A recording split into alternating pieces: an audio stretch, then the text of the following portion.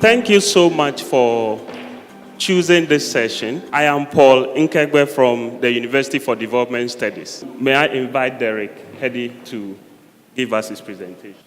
So Africa's stunted children are very concentrated in poor farm households. This is sort of a three-dimensional graph. On the y-axis, you'll see the stunting rate for these different livelihoods. And the livelihoods are sort of roughly, the bubble sizes are roughly proportioned by population size in a sort of rough way. So the big bubble is the green bubble there, which is rural farm households. And on the x-axis is just a simple measure of asset wealth. That's the number of assets owned. And you can see a few striking things. There's a lot of these poor farm households, and their stunting rates are very high. And you'll also see that the association between assets and stunting seems really strong. In fact, you almost might imagine that I made up those figures because the line goes straight through the bubbles. Right?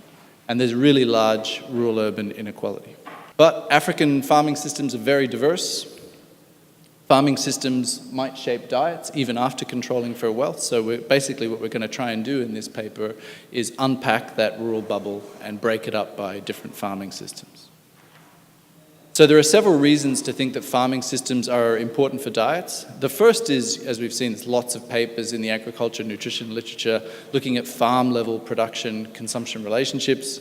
There was a review of these by Sabato and Kaim and actually found that the relationships are often quite weak, but they're not necessarily weak for individual products. So for example, we did some work showing that households that own cows in Ethiopia, the children are much more likely to consume milk. The second rationale is that a market's food diversity is very much driven by the farming system because many nutrient-rich foods are highly perishable. So again, milk is a good example, eggs also, many fruits and vegetables. These are highly perishable, and if the value chains aren't well developed, then foods aren't going to be traded long distances. So what's available in your local market is going to be heavily influenced by your farming system. And then the third reason, which we can't really separate, is that food systems just shape diets over the long run, so through historical processes. So for example, many parts of Africa, there's tsetse fly, so people don't own cows, so they've not historically been milk consumers. So what are farming systems? So John Dixon has done quite a lot of work on this. It's a concept that goes back at least to the 60s and people like Ruthenberg. But Dixon's work on African farming systems is probably the most relevant here. So the first criteria is similar patterns of livelihoods, constraints, and opportunities. Second, similar agroecological and market access conditions, so market access features in this. And third, farming systems are thought to be useful for strategic planning. So for example, traditionally they've been used to look at crop investments in sub-Saharan Africa, and we also argue that they could be used to look at agriculture and nutrition investments. So where are the stunted populations and what sort of foods are they consuming or need to consume more of. And in this paper, we basically follow the Dixon et al. Approach. Farming systems are empirically defined by the length of the growing period. So that's obviously a function of rainfall. Second, travel time to the nearest town, so it's a basic market access proxy. And then various other biophysical classifiers, which I won't go into. So this is a map of 13 African farming systems, and it's sprinkled with these DHS, these demographic health survey clusters. Those are the black dots. I'll just go through them quickly. So the first is arid pastoral oases. We have very few clusters here, so we're going to exclude those. The second is the pastoral communities, obviously very dependent on animal source foods, milk, and livestock meat and also blood and other things, but basically a pastoral livelihood. The second is agropastoral, reasonably big groups, sort of mixing sorghum, millet with various livestock. Then a cereal roots mix. You can see that green band that spreads for, all across Western Africa. And then irrigated farming. This is relatively small, but there's still a reasonable amount of irrigated farming systems in West Africa and parts of Eastern Africa.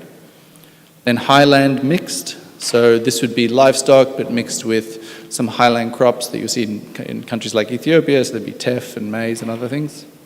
Then highland perennial, this is perennial crops, a lot of tree crops, enset, banana. Fishing, or what's called artisanal fishing, so sort of small scale fishing around major lakes and rivers and coastal areas.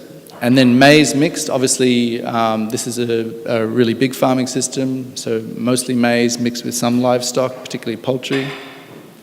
Perennial mixed is another category we'll exclude because that really applies mostly to South Africa, which is not in our data set. And then roots and tubers, this is a lot of cassava, yams, other things. And then forest-based livelihoods, which involves quite a lot of fruits, vegetables, but also animal source foods. And then lowland perennial, this is a lot of cash crops, like you find in Ghana, of course, cocoa, coffee. And we're going to mix all this GIS farming systems data with child-level data on food consumption, stunting, but also various household things like wealth. So a sort of replication of the graph I showed you earlier, although here the x-axis is slightly reversed. It's an asset-based poverty measure. And again, we're breaking up the livelihoods with bubble sizes sort of reflecting population, really just reflecting the sample at the moment. And what we see here is that actually now the relationship is much more heterogeneous. You'll see that there's a bunch of farming systems which are above the line. In other words, their stunting rate is higher than you would expect given their poverty levels. And then a bunch of farming systems where the stunting rate is relatively good, is lower than you would expect given the asset-based poverty. And that includes 5 systems: humid lowland tree crops, fishing, root tubers, pastoral, and forest. You can see forests there are well below the predicted line. However, looking at diets, the standard sort of 0 to 7 food group dietary diversity measure is very poor in all systems. So you see the minimum dietary diversity is classified by 4 food groups, but basically they're all very poor here. But what we find actually is that animal source food consumption, ASF consumption, varies a lot. So if you look at the 5 categories on the right, those are the systems with below average stunting, and you see quite high rates of animal source food consumption, particularly fish consumption, but sometimes also eggs, meat, and not so much dairy. So it seems like animal source food consumption is high in these below average farming systems, below average stunting farming systems. Moreover, these large animal source food differences are not fully explained by household observables. So we run regression models with just basically no controls except country fixed effects, and then we add all the household covariates like household wealth, and the coefficients reduce, but there are still really large differences in animal source food consumption across farming systems. So just a few conclusions, some stylized facts. Stunting and poverty is heavily concentrated in farm households, but stunting and poverty rates vary a lot across farming systems. We find that 5 systems have stunting rates that are much lower than expected, than predicted by wealth. And these systems still have poor dietary diversity overall, but they have quite high rates of animal source food consumption. And animal source food consumption differences are only partly explained by household differences. So therefore, we still conclude farming systems are strong, independent predictors of consumption patterns.